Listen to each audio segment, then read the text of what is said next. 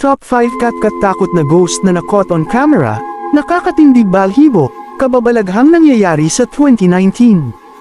Akala ng mga tao, normal picture lang ito pero tingnan mabuti sa ilalim ng mesa, may di kano-anong nilalang ang nagpakita rito.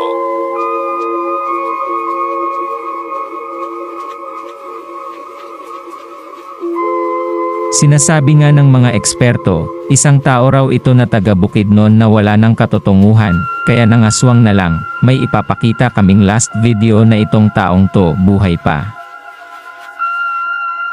Pakinggan mabuti ang mga sinasabi ng taong to, may kahulugan ba ang kanyang sinasabi? Pag may itinanim may aanihin. Basta may itinanim, may aanihin.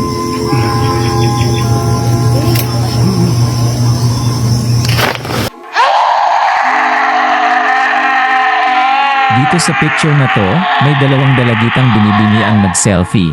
Pero sa baba ng kanang banda may isang babaeng nakasilip na gusto rin mahagip sa selfie. Nakakakilabot, di ba? Kaya i-zoom in natin to at tingnan kung sino talaga itong babae.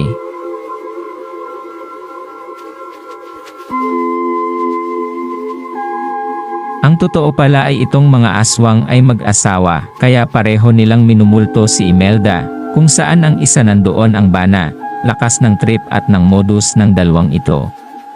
Anong sa akala nyo ang totoong nangyari?